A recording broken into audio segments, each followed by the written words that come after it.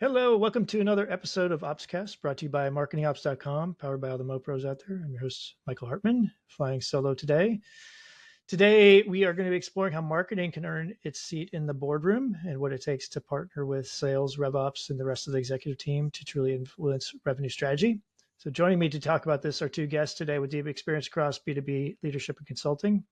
First up is Kyle Priest, who has held roles as a CMO, CRO, COO, and president at companies ranging from private equity-backed SaaS firms to global agencies like Razorfish. He's built and led marketing, sales, and growth teams and has a front row seat to what works and what doesn't when presenting to the board. Also joining me is a return guest, Eric Hollebone, who is president and COO at DemandLab, a marketing consultancy helping organizations mature their marketing operations and technology strategy. He's also an engineer by training, yay, engineers, which shows up in how he brings structure to complexity, especially when translating marketing activity into business value. So, Kyle, Eric, thanks for coming and welcome to the show. Thanks for having us. Thank you, Michael. Thanks. Yeah. Well, and I think, Kyle, we figured out you and I are in the same geographic area where we live, but I don't think you're in Texas right now. Is that right? I'm enjoying the 70-degree weather in the Midwest right now. It is wonderful. Yeah. Well, we've got a little bit of a dip today, in case you were wondering. It's only supposed to be 94. Oh. And I think I did the translation for some people in Europe earlier today. I think that equates to 35, 36 Celsius, something like that. Yeah, about that. Yeah. All right. Well, let's start with an idea here before we get going. So before, and this is something I think we talked about, like before marketing ever gets into a boardroom or executive team meeting, depending on the company, you said that C-suite needs to be aligned. And I think, Kyle, this was you who said this. So what does that look like in practice, and how often do you actually see that? Yeah, thanks, Michael. And Eric, feel free to join in or add on to this. What I would say is there's a lot of depends on the size of your company and the situation of, life cycle of your company. Are you private equity backed? Are you public? Are you small, medium, large? Are you hyper growth? Are you growth? Are you operate? Like what modes are you in? Where are you at? Because that tends to change the complexion a bit of what goes on in the boardroom. And also with that, and what industry are you in, and sort of how mature is your overall kind of commercial organization? Because sometimes the CMO is front and center in the boardroom. Sometimes they're not in the boardroom. But when the team is aligned, I felt that always all members of the leadership team, staff, ELT are in the boardroom. And funny enough, that's not always the case. And more, when it is aligned, it means that everyone's rowing in the same direction on a few fronts. There's the vision, but then there's what are we trying to do this year that will get us towards it? And what are we really prioritizing? And are we all sticking to those priorities?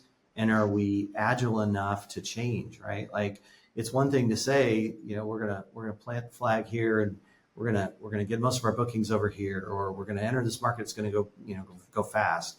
But everything changes the minute the plan hits the street, right? And so a really aligned company is an agile company because they're connected and focused on the right things together. And when that happens between the board and the leadership team, growth is exponential because it's effective and it's efficient and it just works. When marketing isn't in the boardroom, it tends to indicate that maybe first the leadership team is not as aligned as it could or should be, or at least it creates a chance where maybe the full story is not on the table for everyone. And while everyone needs to focus on the bookings and the margin and the quality of revenue, which I'll talk about as we go on, is the most important thing for anyone in the commercial group, it's really about sales and marketing being not just tied at the hip, but really connected in every single way. And more, we call that a growth function, where we see at least sales and marketing and rev ops, or sales ops and marketing ops, depending again where you're at, all aligned. And when the team is aligned at the leadership level, then the story becomes consistent and clear, and the lexicon or the words everyone uses are the same.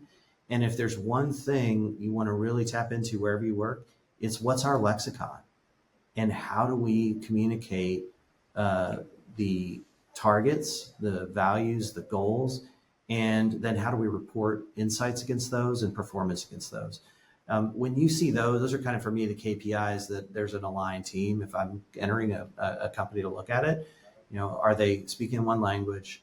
Do they have not just clear vision, values, goals, but they all speak about them the same? Yeah. And if you're trying to grow your career or improve your team's integration, you can start there. That's probably the first place to start. I can talk about that all day, Michael. I'll stop there. I'd like to pick up on two threads and give one example. I think the point about storytelling is one of the key focuses that we kind of underrate at times. And I think it needs to take a stronger position in most people's thinking and thought process. It's like the evolution of the mission and vision actually becomes a story. The story is the kind of the output. And I think we're going to circle around that one a little bit today. We work with Fortune 500s from our consulting all the way down to small companies. But one of the ones I really enjoy working with is Series A or Series B companies, because marketing is supposed to be telling the story of growth at that point.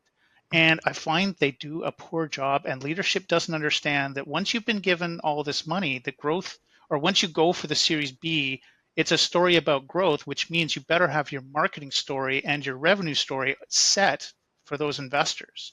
And I find that leadership doesn't include marketing or doesn't understand the value of marketing at that point in an integrated way like you've described. But I just wanted to boil it down to it's really important, even at the small size of companies, that this alignment happens.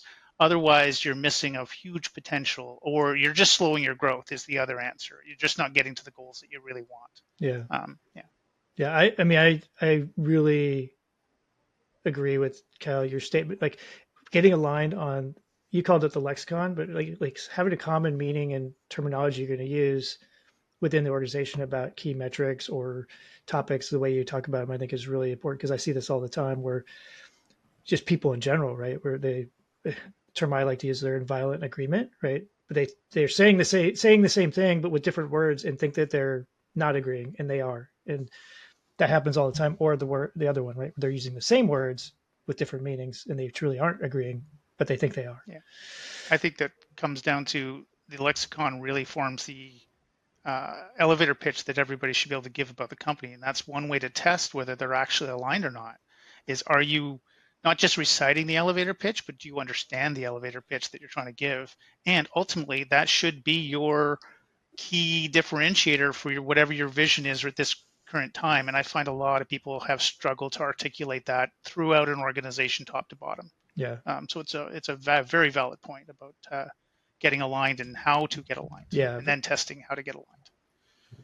Yeah. So, I mean, Eric, you touched on this just a little bit, right? This idea that many marketers want to be, or at least say they want to be revenue centric, but they don't really either don't know how, or don't have any examples and haven't been taught how to do it. So when you're working with CMOs or marketing leaders, how do you help them guide towards that? And what do you do to help them with that? Well, let me step back and go back a little bit in their personal histories. Most people who went through a university course never really got a financials background. And I think that's kind of the thing that's missing in the marketing department. And some people have a real allergic reaction to a spreadsheet.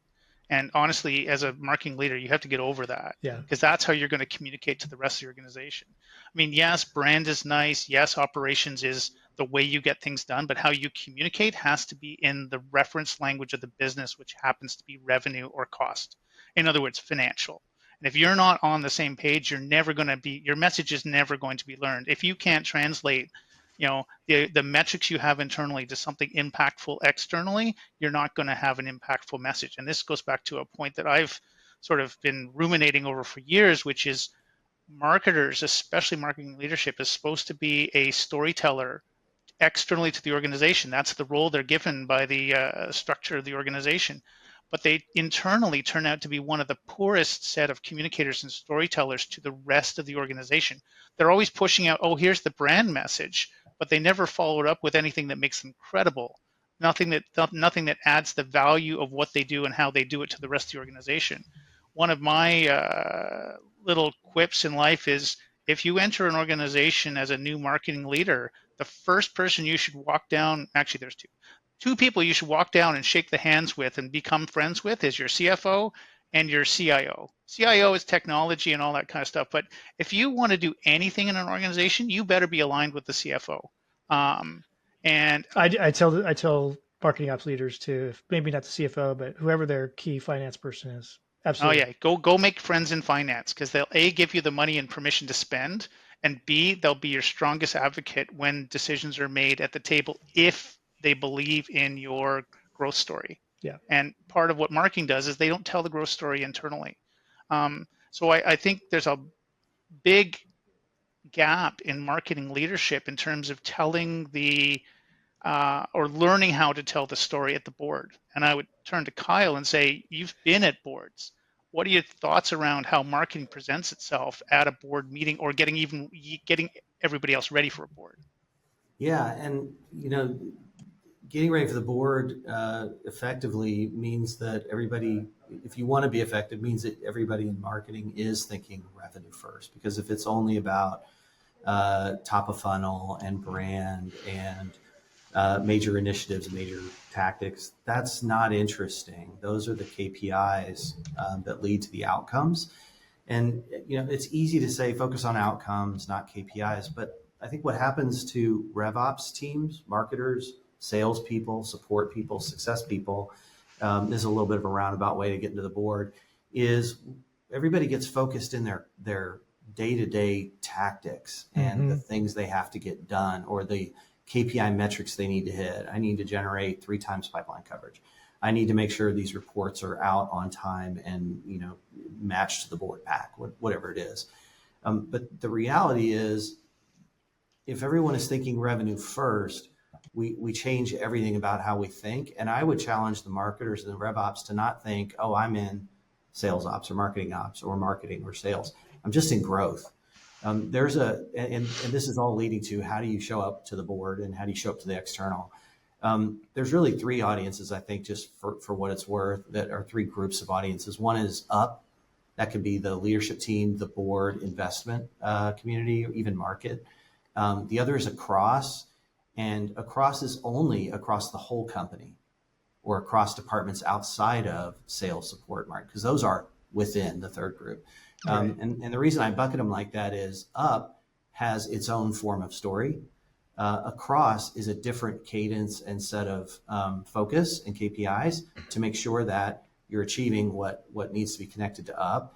And then within is what you need to do every day in your function or sub-function. You're in marketing, you need to focus in demand or performance, or you need to focus in social or paid, earned, whatever it is, your web tech, all those things are very important to what you do every day. They're not important up above unless they're supporting what the up above wants to hear. And so if everybody can think growth first, and we can talk more about that here in a minute too, probably, but with that mindset, you go into the board effectively when you go in at the hip with revenue and support and success. The thing that the board wants to hear is, A, are we on plan? And by the way, on plan means predictable. Yes. It means predictable. Boards don't want to see you crush your number and go over by 120% if you're publicly traded. They do if you're hyper growth, right? So you got to know what your milestone is, but whatever it is, predictability or linearity of the pipeline is really important. So it's not just the current state performance. It's, are we predicting the future well? And marketing plays a huge role in that, right? And so when we think about an inbound lead or an outbound or a partner or a field or a new logo or an existing, they only want to hear about that after they hear, did we hit it? And then they want to hear, what did we do to make sure we hit it? That was great. And what did we learn, and what macros and what micros? And so the only way to get your board that kind of data is to really think about revenue first. And when everyone is focused, and again, you may be building a brand. I've been in situations where we've acquired 56 companies, 39 companies. The one I'm in now is 25 so far and growing. And it's all about brand in a certain way, but we don't focus on that. We focus on the growth number and then quality of revenue. So I'm going to come back to that. And the board wants to hear, okay, Did you hit your number in the areas you thought you would that would get us the most value for our shareholders? And are you running into roadblocks? Are you running into headwinds? Are you celebrating tailwinds? So great board marketing shows up like connected with everything else, revenue first, followed by quality of revenue or bookings, however you want to think of that. They're not the same, but for purposes of this discussion. And then major initiatives, and their marketing tends to focus on, look at all the things we did, and you know what, activities. I totally empathize, because it is a hands-on sweat job to get 100 trade shows done, to get 1,000 campaigns out, but the volume doesn't matter to the up audience. What they want to know is, what did you learn through that major initiative, or how did it help you achieve what we asked you to achieve? And they can pass that learning on. If it's private equity, they'll share it across portfolio, right?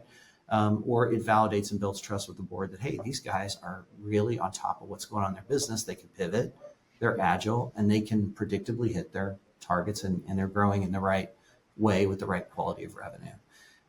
There's a lot more to say there, I know, but I would say just even having that mindset is a big step forward. If I was to go ahead, Eric, and then I'll add. If I was to boil that down, is how does that translate down into the marketing level? There's a story to be told there, and especially in the B2B space. I'm not as familiar with B2C, but it's similar, somewhat simpler sometimes. There's still three things that a marketer needs to report on to tie into what you just identified, Kyle. I mean, at the end of the day, marketing has to tell the organization what output they have and why it mattered. In other words, if you're reaching for MQLs or leads passed to sales or whatever the metric may be as the output of marketing, that's great. That's the outcome that you're looking for, and that's what you should be reporting on. We impacted 60% of the deals we passed on to the BDRs or to the account reps. That's your goal? Okay, great. But then back to your point about predictability. Okay, that got me this quarter. What am I going to get in a future quarter? What are the points? So now I need to almost step back in time and assure the people I'm reporting to that I have done my homework, and the story continues as I go further back in time and certainty, which means that, okay, I'm going to hit my next quarter because I have people flowing through the funnel properly at the right velocity at the right stages to be able to hit the target for next quarter as well. So I see this whole process as basically three big reporting steps. Lead generation gets your volume in the door. Engagement is that stage between getting a qualified name from demand gen. In other words, the handoff from demand gen is a qualified name. And then the nurturing or engagement people are about moving that person from that initial touch to being successful at moving into the deal stage. And ultimately the deal stage is the output. So if you put that in storytelling, that's a beginning, middle, and end. You've got your story right there. That's what the company wants to hear, because that every single one of those pieces affects the revenue journey. If we do our job right in marketing and marketing ops and rev ops to tell that story, it's a very simple metric. What did we contribute to the overall sales pipeline in terms of a percentage? You have to work out, every organization has to figure out what that denominator ratio looks like, so you don't fight over it, but once it's set, it's set. Mm-hmm. Then you go back in your own bailiwick, which is how do we move people around, engage them, and get them started, which is that engagement story. How are we compelling? How do we differentiate? How do we move people forward? What do we do with them? And then of course the interest of getting them in the door in the first place. And getting them in the door it's a slight two-form split. It's like, do you know everybody in your lead world? In other words, you have a certification or something that qualifies that person's name, or is it open and you're just going after everybody? So once you sort those pieces out, the story tells itself and now becomes a simple way of doing it. Now you can then add on to the story with, now that we got the basics out of the way, in other words, 80% of keeping the lights on is what Marky's doing. Now you go back to the lessons that Kyle's trying to extract, which is, and how are you doing it better each quarter or month or year or whatever? And what am I learning from it so I'm getting better at this cycle each and every time? There is an operational efficiency one, but it's only going to add 10 to 15% of productivity at the end of the day. What really is interesting is what's new, what have you learned, how have you implemented this, how is it impacting the numbers, and so forth. So I think there's an intuitive built-in story in marketing that marketing is not articulating very well to anybody else. Yeah. That's So, right. I mean, I'm going to, Kyle, one of the things you said echoes. I did a white paper for the marketing ops community last year around how to measure B2B marketing effectiveness. And one of the key points for me as I was doing the research and talking to people about it is this. I don't think there's anything inherently wrong with any of those kind of metrics, right? You could go all the way up from like tactical, system level stuff to campaign level to all the way up to say attribution or contribution kinds of things. What I what I assert is that actually it's that those have been used with the wrong audience for the wrong thing, right? In a lot of cases. Um, and one of the things I think same thing here, right? I think a lot of marketing leaders have missed the opportunity to tell stories. Um, and so, like, how do you, like, how would you think about storytelling at the board level, right? What Yeah. would that be? I know you said something to us that I think shocked both Eric and me. So like I'll let you go into that with our audience then. Yeah. I think you're probably talking about the funnel, which is my favorite thing to talk about. So, um, I think to build, when we have everybody in the sales and marketing and rev ops, I'll just say rev ops, but again, sometimes we know it's sales ops and marketing ops and more, it could be support ops, um, aligned on lexicon and aligned on focus and priorities. We need a scorecard for that. And unfortunately, too many times the marketing teams will see the scorecard from their view, which is the above the funnel, top of funnel, and down. And the first thing I do when I enter a new role is I flip that funnel right on its head, and we always report from the closed one back. And if everyone will start doing that in their day to day, wherever you are in your career, what'll happen is you'll think more like an owner, because you'll say, okay, the goal is 100 closed one new logos and 100 expansions with clients at this margin, at this bookings rate for the quarter or for the year. And of that, we want 17% from this channel partners. We want 30% of that to source from this. And now you're tying your everyday not to, okay, well, I have that number in the middle. That's all I care about. No, you care about the closed one, because today you certainly also care about that KPI, but the up audience cares about that top number.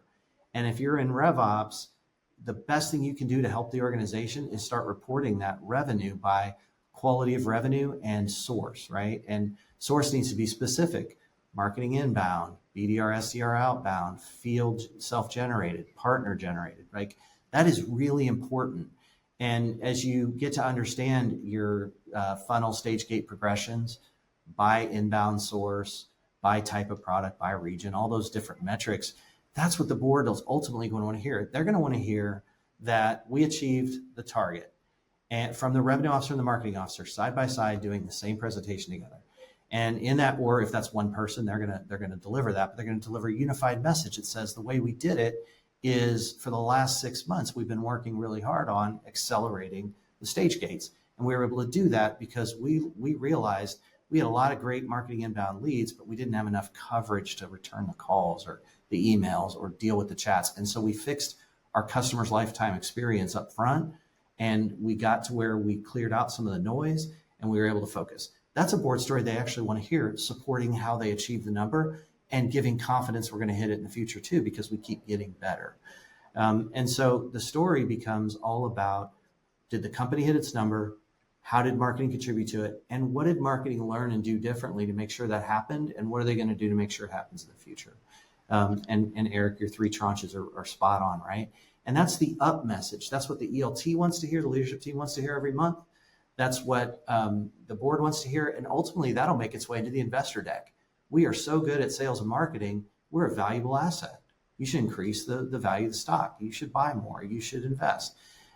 That's a big deal. And then across the company gets to see and hear and feel that momentum. And I couldn't agree more. CFO and CIO, the CRO is your sister or brother, right? They're connected if you're Totally. a CMO or Partner in crime. But those others, they're your cousins. I mean, they're right there, and they're the ones in the organization who are responsible for risk mitigation and protection and enablement. like RevOps, sales enablement, yes, for your area, but for the company, they're the ones that enable and ensure risk. And in doing that, they have great analytic skills too, and they will help you look at this differently. I think the other thing that marketers tend to do in the boardroom that they can do less of is, or even in the across, right, with the sales leaders and everyone else, if they're not speaking the same language and they're not sharing the outcome first, everyone turns their ears off. And I mean everyone in the company. A salesperson Every time. doesn't care about ROAS. They don't even know what it means, right? So return on ad spend is not important. Customer lifetime value, a little more important, but no. What they care about is how many leads did marketing bring to help us hit quota, and how are you helping us influence the other deals? One of the pet peeves of mine is marketers get hyper focused on attribution. At the end of the day, we just want to understand the impact. So if you are in B2B and you're a $50 or $100 million company and you go to a trade show, you do not want to come back and jump up and down about all the leads you created with existing customers. What you want to say is, we met 100 new companies and they gave us their contact information. That's nice. But what really happened is, in the current year, there is $10 million of ARR or bookings opportunity that showed up with 25 customers that came by our booth, went to our party, we did one-on-one meetings with, that we were able to help impact. And over time, yes, all that great attribution is wonderful if you're mature enough to handle it. But I would say if your organization is running into that, you're affecting your ability to tell positive stories and to impact the board. And impacting the board means more funding, more support, more empowerment. I'd like to just add on to that. And I find that when marketers are inexperienced at doing metrics or have trouble understanding how metrics come in, they throw the kitchen sink at it, hoping something will stick.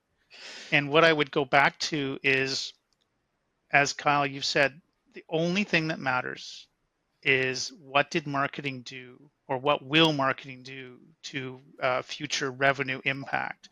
So I think there's only one metric that matters out of marketing, which is we met your deal number or volume, and marketing contributed this amount to that progress, or could claim if they weren't in the room, you wouldn't have had 60, 80, or whatever percentage of deals. That's all that marketing should be talking about externally, outside of marketing.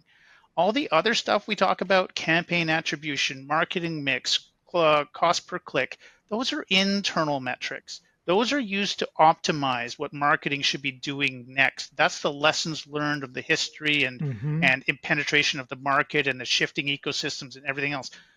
Great, keep that in marketing. Nobody cares about clicks on a landing page. Nobody cares about email rates. Nobody cares about attribution outside of marketing. Attribution inside marketing matters. Outside of marketing, it's contribution only, folks. Yeah. That's all that matters. They think you're given the baton of marketing inside that company, and like every other department, they expect you to run it efficiently. They're not going to get involved in your little sandbox and tell you what attribution should be. That's not a metric that a board will ever give a marketing department. But they will give them, you have to show up with this amount of revenue, this amount of deal, this average deal, this funnel velocity. Those are the things that matter.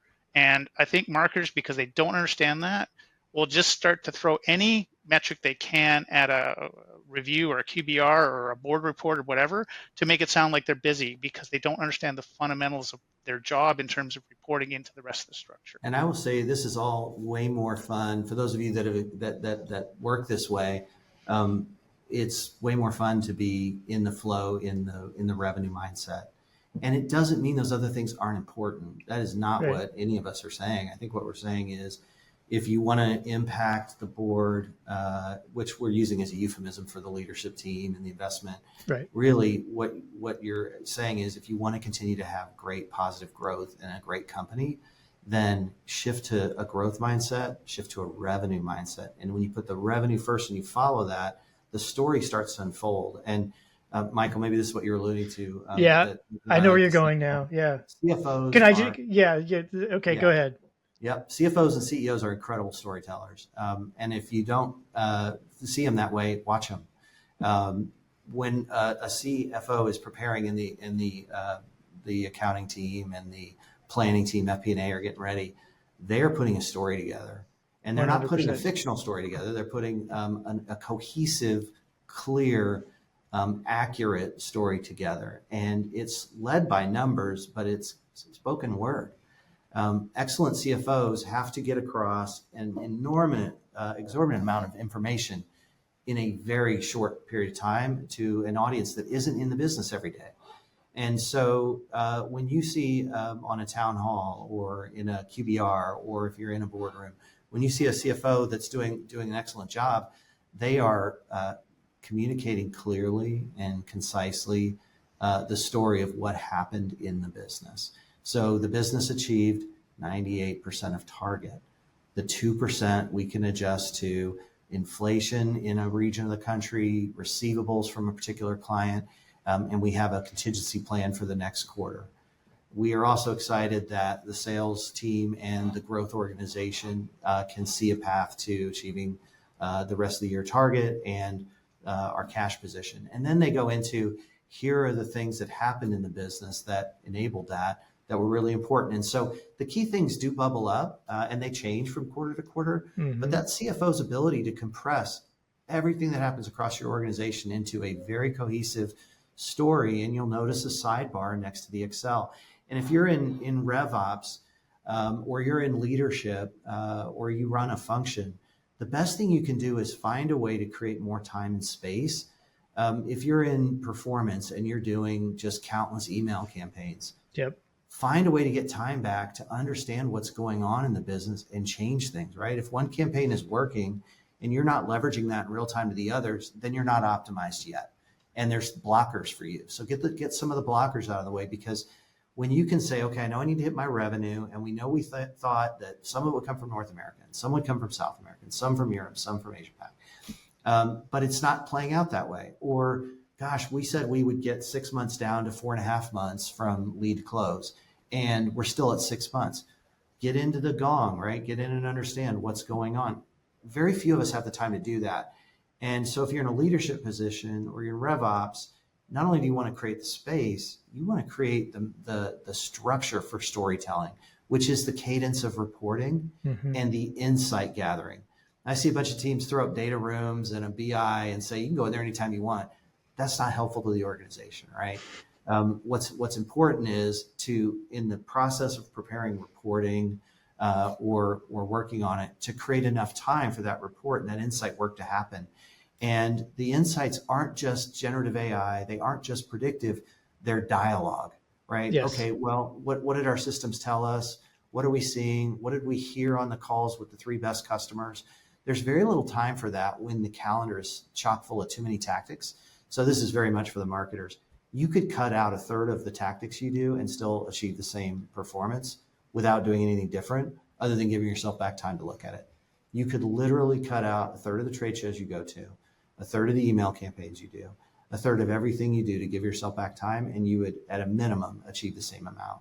And so I would challenge you to stress test that where it's safe and work towards, if you're not feeling optimized or like you've got the time to do it, because you can't tell the story if you don't know the story. Right.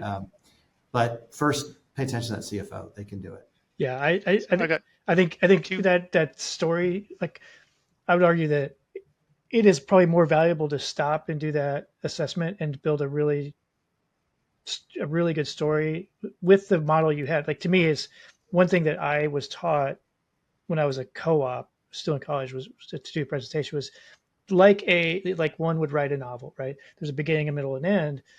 What I always get frustrated with is that when I was doing it as a presentation, I never get to the end, right? Which is what I want people to walk away with.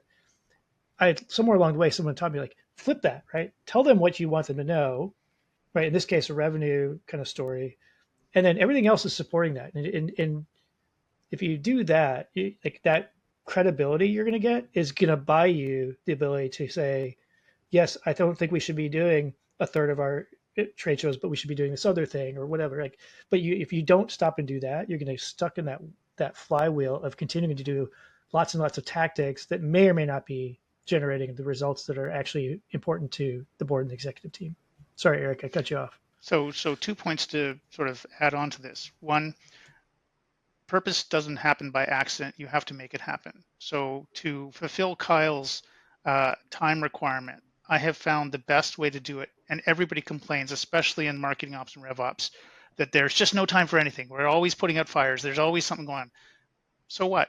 Make the time by giving yourself if you feel like there's no way to get time, then you can give yourself 1 hour out of a week to work on purposeful, strategic stuff.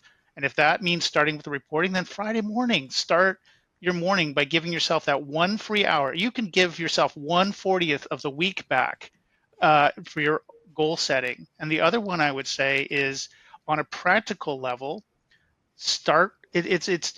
we're saying the same thing over and over and over again, but it's because it's so meaningful. It's start with the end in mind and work backwards. And I would say in a data scenario, start with success and work backwards.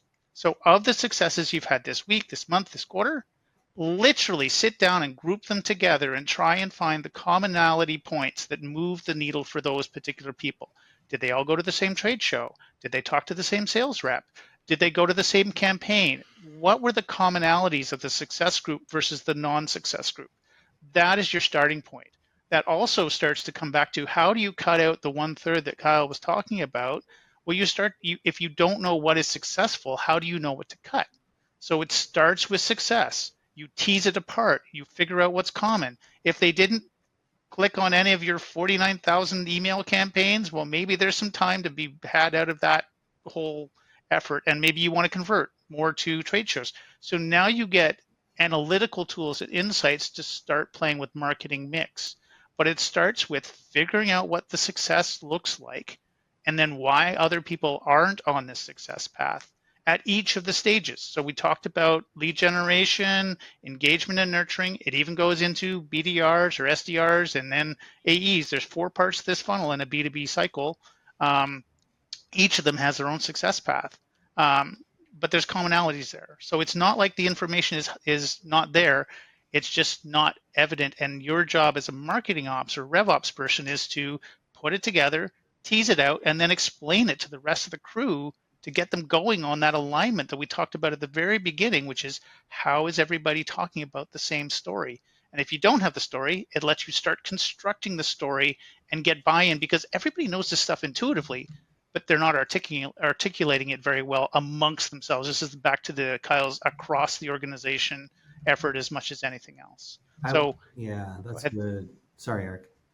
No, go ahead. Yeah, well, I was going to add, there's a big technology component here that's kind of an elephant in the room sometimes, and that is, maybe you were an independent or a siloed inside marketing ops group, and now you're moving into a rev ops, and if you're still just marketing ops and it's not connected, you're going to want to personally run to get it connected. When you think revenue first, you can't have 2 sets of numbers floating around or systems that aren't integrated, right? It creates a lack of confidence between the teams within growth. So does sales believe the number of leads marketing says it's got, right? Well, if it's all the same data in the same system and the same numbers, that's a step. But the other is, when you're getting that capacity back to figure out, well, how do we make sure we hit the number, and how are we doing the things that really matter to hit the revenue? And what do we learn from the closed ones that came from inbound and that we did from account planning and that ABX? When you do that off on your own in marketing, it's not helpful. You've got to have the SDR, BDR viewpoint. You have to have the sales rep viewpoint, because ultimately it's a team sport to get that win. And as a leader, I don't bonus or tie bonuses to those lower KPIs only. It's got to be to the closed ones. So instead of a head of demand or performance saying you've got to generate this many leads, no, you have to generate this % of the bookings. And we don't care where it comes from, except, there's a kicker if you get it in the right strategic way, which is from these areas, because we know that things will change over time. But when you really just personally get in that mindset, you only want to focus on the things that work. No one wants to send out and increase their social performance by 300% when that channel isn't maybe as important as time you could have spent doing something else. And I'm just using that as an example. Sometimes Sure. That could be the most important channel, right? Or, again, back to, you don't want to have an abundance of email campaigns when new logos and email are less critical than maybe setting up, bespoke tech days at your customers, right? As part of an ABX motion. So it's really important to be integrated in that thinking. And all of this ladders back up to, okay, we use the same words and we're aligned. We have reports that really focus on what matters: bookings, quality of revenue by channel, and then supporting indicators as to what helped us do that. So RevOps, that's your job across sales and marketing, right? Like, hey, we got that new product launched in Europe and we achieved 100% or 110% of what we thought we'd do in the first quarter. Why? We did these seed things in marketing. We did these things in success and support, reaching out to our current customers. And we did these things in the field and with partners. That connected story is a story of growth for a company. And it'll also shoot your career up faster than anything else. You know, storytelling is the common, one of the common traits of everybody in the C-suite. And it's certainly a common trait of everybody in the board. I wanted to touch upon one thing you've brought into this conversation a couple of times, but I don't think it's well understood. Quality of revenue. Can you just unpack that onion? Because I think that's a really important idea that's not circulating well in the marketing ops community, especially, and let alone getting it up to RevOps and then the overall revenue organization. What is quality of revenue? This is really important for the entire corporation, and particularly for the board and investors. And your CEO, that's their first audience, right? They are responsible for the company, but their first audience is shareholders. And what they want is not just growth, but the kind of growth and revenue that builds the future value of the company. And so I've been in companies that were services companies that became software companies, and a software company per dollar can be more valuable on the investment market than a services company, as a simple example. Or a company that is software, but half of it is on premise and it's trying to get its customers to the cloud. Or a company that's software, but limited to a certain amount and wants to be able to grow more. Well, in order to be bought or to merge or to have the support of your investors to go and do buying or invest in more R&D or invest in more field or more marketing, they have to see that the kind of sales we are achieving make us more and more valuable. So we don't just grow in dollars, and we don't just grow in dollars with good margin, but we grow towards that. So quality of revenue starts with, are we making the company more valuable? And then it's, okay, did we get a booking with the kind of customer we want that we know is the type that helps us do that? Did we get the kind of deal that's good for us, margin? And is the customer, all the things that go into what we call the ideal customer profile, is it really, really right for us? Meaning, are they the right type of buyer? Do they have the right business need? Do we have a fit for purpose or a market fit for purpose? Our product going to solve their problem? And can we add more value over time with them? Are they going to be a great lifetime customer? And so sales is so focused on a number, it will not always hit the perfect customer. We don't want them to. We want them to do that more often than not. Marketing, we want the leads to more often not be the perfect customers. We don't just want growth. We want quality growth. And so being able in RevOps to say, okay, we hit it. And by the way, we said that we were going to do more business in this region because it mattered, and we invested 3 more salespeople there, and we spent 10% more in marketing there, and we did it. That's what the board wants to hear. We know how to pull levers, turn knobs, and work as a team to go do the things that increase the quality of the business. Because when we do all that up front, we extend the lifetime of the customer as well. There's a better match. When we're a fit, when they're right. And so, again, it's not all the time. There's never a perfect full set of customers, but that quality of revenue really matters. And then it's also down to, now we're into operational efficiency. So RevOps, before you start worrying about the return on the ad spend, you want to talk about how fast did we get someone through the stages. Did it take us a year to do it or 6 months to do it? That is a huge cost, right? Yeah. And on renewals, what's our renewal rate? And can we increase that through better communication, account management, not just product and R&D and support and success teams? So quality of revenue is the whole company's responsibility. And in marketing, that means that we bring in the right leads, right time, right channel. And to the up audience, it means supporting, hitting the number. To the across, it means we're all focused on meaning across the company. We're all focused together on the priorities that will help us do that. And then within, we are watching ROAS, we are watching customer acquisition costs, we're watching all that because it helps us do our job to do that. But RevOps help us stay high on the numbers and work back into that stuff, and don't let anybody, bring forward all of the functional KPIs. Yeah. I wanted to touch on one item that you mentioned there, which is the ICP, which directly affects marketing groups. Yeah. And I think it's an immature metric at this time, because people make an ICP based upon mostly hunches or guesses or market segment or wishes of where they want to be, and not, there's an idea of where's your ICP today and where do you want to move your ICP to tomorrow to get that quality of growth, quality of revenue. And I would say, again, it goes back to the same story we've been telling this whole conversation, which it starts with success. What you think your ICP is, actually go back using the success model and test whether the successful candidates actually have the traits that the ICP you think you wanted match up. And if you want to get one win out of this conversation, it would be check the success criteria of the people against your ideal customer profile parameters and see if there's a match. If there's not a high percentage of overlap, you've got a fictitious ICP, in which case you're expending a lot of effort on people that may not matter to you as a company. And what you really need to do is adjust your ICP to reality, then come back and say, now that we've got what's real, let's plan about how we get the people we want, and then start to adjust your marketing mix. That's an internal, like you say, that's an internal marketing optimization. But agreeing on what the ICP across the revenue organization, I think, is like step 2 after, or day 2 after the exercise, because everybody should be saying, these are the people that bring the revenue in today. And then you ask the secondary questions: is it quality revenue? Can we do it faster? Are we attracting the right people, and so forth? But it starts with who's giving us money today because we're the right product, right fit, and then build upon that. And I think that's something marketing ops and RevOps can dig into immediately, which is, do we actually know what our ICP is? Because so much flows from that idea into various things. It should modify your marketing tactics, your techniques, your conversations, your words, back to your point about lexicon.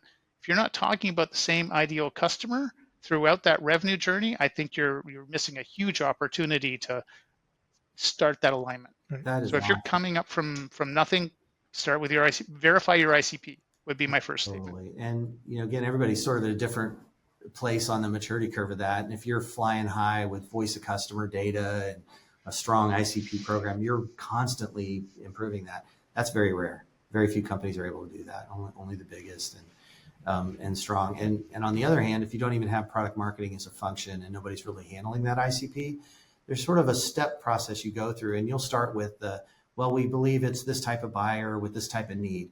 And even when that translates to, say, web copy, or to the way you try to attract them in outbound, the order of things you think matter to them, even just switching the order can be transformative, right? If you think that priority 1 is priority 1, but it's really priority 3, that's a breakthrough in your efficacy or your ability to generate leads.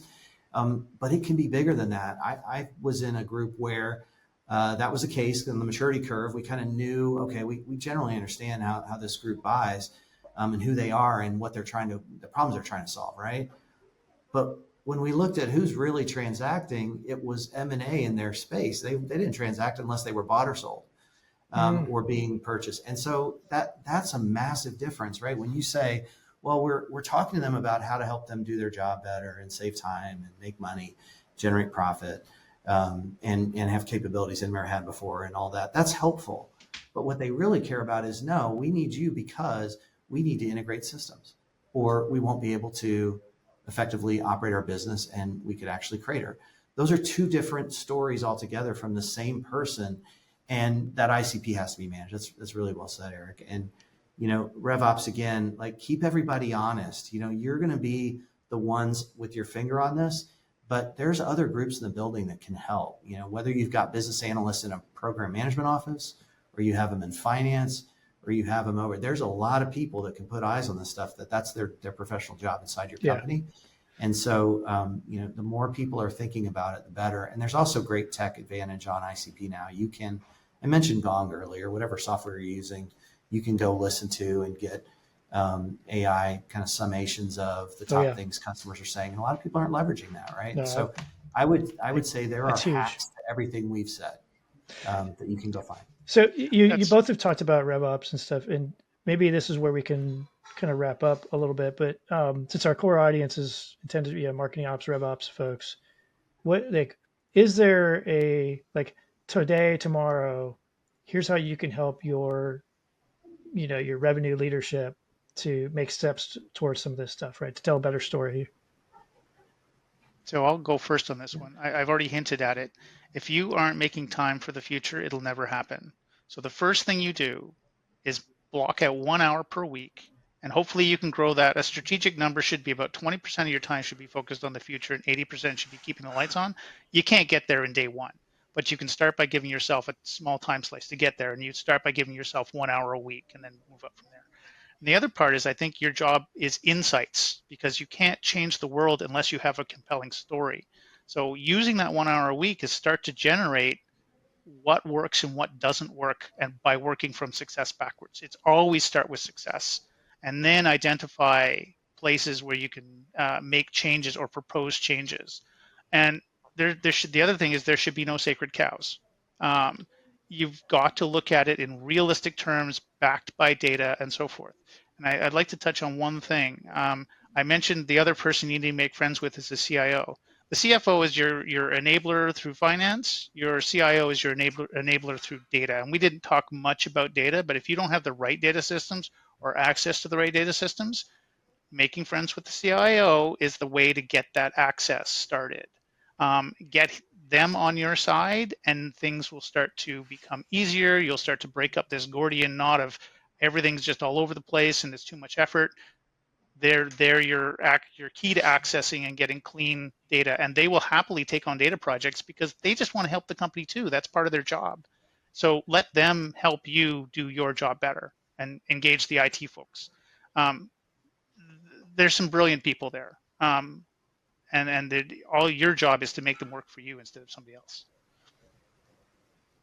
Okay. Kyle, any thoughts? Yeah, I think I would just say tell one growth story. If you're in a marketing ops organization right now, align your story with the sales ops team and the support team, the success team.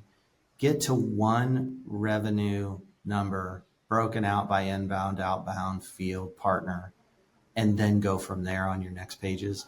If you're in a rev ops, don't let the tyranny of did we hit the bookings and the margin block out all the ways that we achieved it. To Eric's point about future won't happen if you don't do it.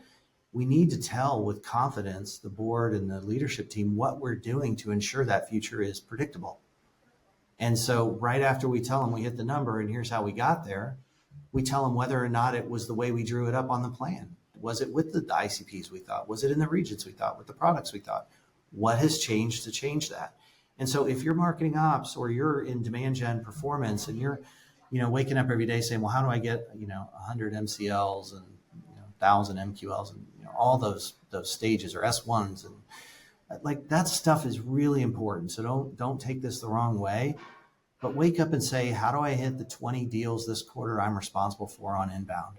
Did my leads that I got 6 months ago, are they going to materialize, or 6 weeks ago, whatever your lead close cycle is? Like really get focused there and tell all your stories and do all your planning from that. Because you know what you'll do for the next half of the year if you find out that you're generating leads that aren't following up? You'll stop giving leads to that area, or you'll go talk to them and say, guys, we're not turning these leads into something's broken in our chain. Let's look at our chain together. Or maybe something's changed in the market. We need to go fish somewhere else. And that only happens when it's really one set of numbers. And if you want to have a great, strong relationship with the field and with the sales team and work as a growth unit, you'll operate from one hymnal, one book of truth. Yeah. Source of truth. It's funny. Throughout this conversation, I keep coming back in my head to a book that I received, actually a big marketing conference for a big company I work for. And you guys might recognize the Who Moved My Cheese book, right? So it's in that kind of style, right? Short, pithy chapters. It's called How to Be a Marketing Superstar. There's one chapter that is two facing pages, and the gist of it was, this is customer money. In other, the gist was like, everybody should have printed on their paychecks, back when we got paychecks. Yeah, this is customer money.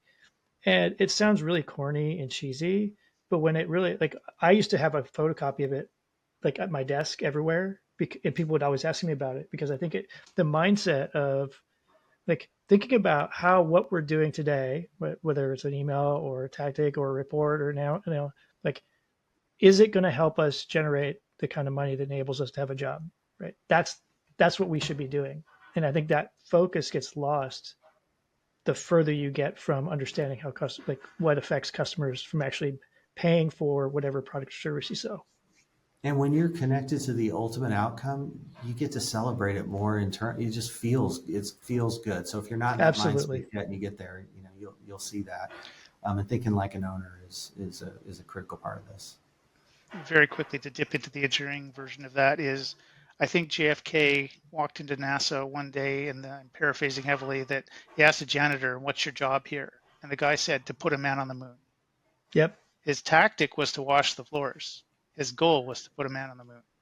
Everybody contributed, and that goes back to that heavy alignment that Kyle's been telling us from the start is incredibly important, and I 100% agree. Yeah. But yeah, That feels like a great place to stop right there. Right. Like that sums it all up, doesn't it?